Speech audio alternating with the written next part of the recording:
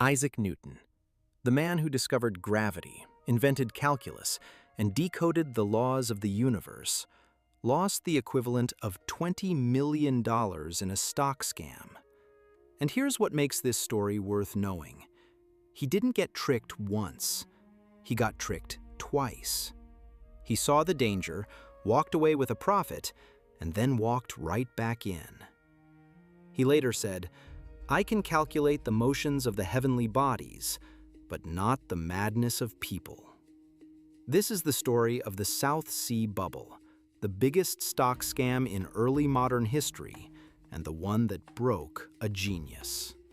This is Money Origins, where we trace how money, greed, and human nature have been tangled together since the very beginning.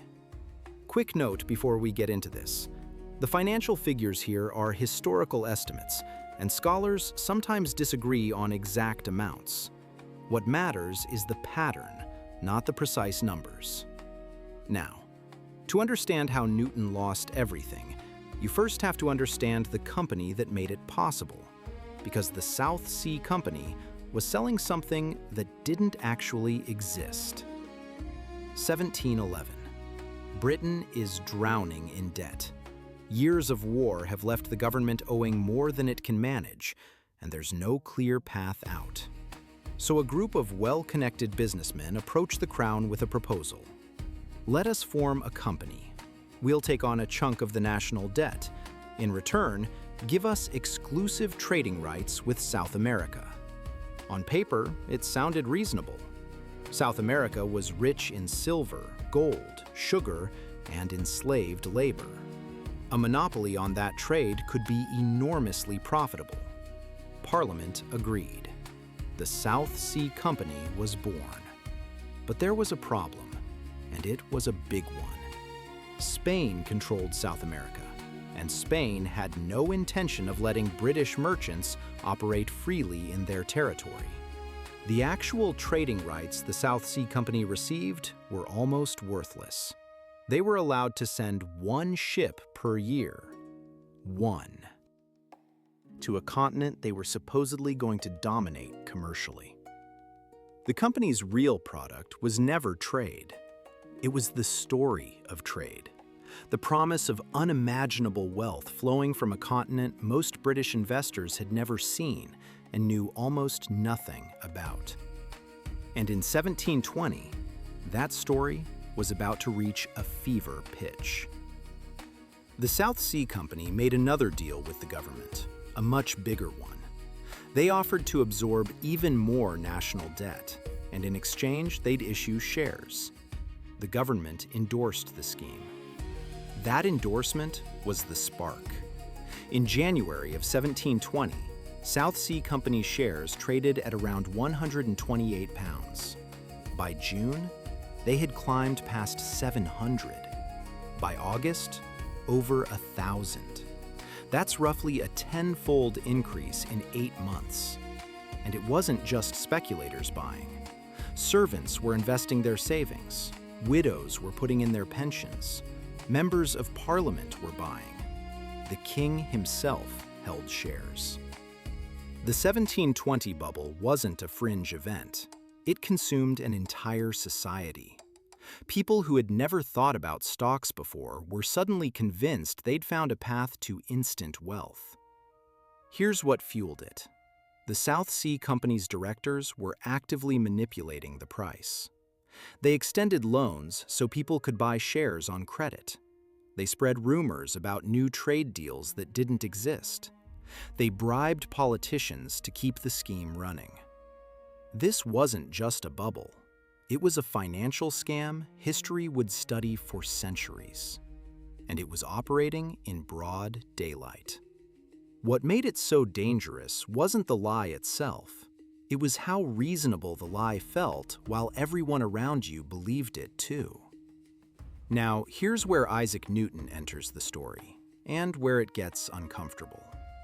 Newton was not some naive outsider.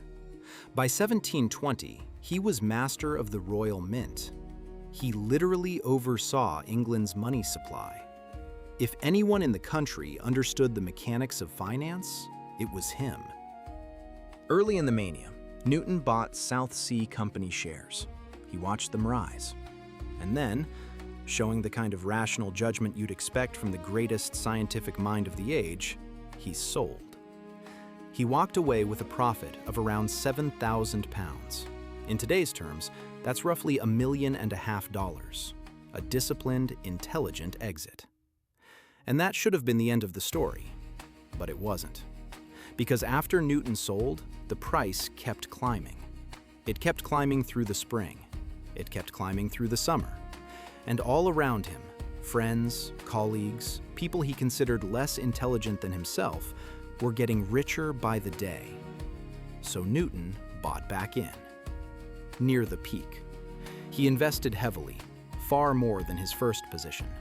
Some estimates put his total exposure at around £20,000, the equivalent of roughly $20 million today. Now, you might be thinking, how could the smartest person in the world fall for this? And that's exactly the wrong question. Newton didn't fail because he lacked intelligence. The Isaac Newton investment disaster happened precisely because intelligence isn't what protects you from a bubble. When everyone around you is profiting, when the newspapers confirm it, when the government endorses it, when your own past caution looks like a mistake, rational thinking starts working against you. Your brain doesn't warn you to get out. Your brain tells you that you were foolish to leave. That's not stupidity. That's the architecture of human decision-making under social pressure. By September of 1720, the South Sea bubble burst. The stock price didn't slowly decline, it collapsed. From over £1,000 to barely 100 in a matter of weeks. Newton lost most of what he'd put in. The man who mapped the laws of motion couldn't escape the gravity of a crowd. And for the rest of his life, he reportedly refused to let anyone mention the South Sea Company in his presence. There's a reason this story still matters 300 years later. It'd be comfortable to treat the 1720 bubble as ancient history, a quirk of a less sophisticated era. But the pattern hasn't changed. Not in 1829, not in 1929, not in 2008. Not in the cryptomanias of our own decade. The assets change. The mechanism doesn't. Worth keeping in mind, nothing in this video is financial advice. History teaches patterns, not predictions. Isaac Newton could calculate the motions of heavenly bodies. He could not calculate the madness of people. And the hardest truth buried in that quote is this: neither can we. Bubbles aren't about intelligence.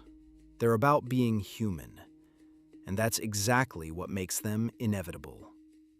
If this story got under your skin, even a little, you'll want to see what happened when money itself first became an idea worth fighting over. The next one traces the Silk Road and how one trade route created money as we know it. I'll see you there.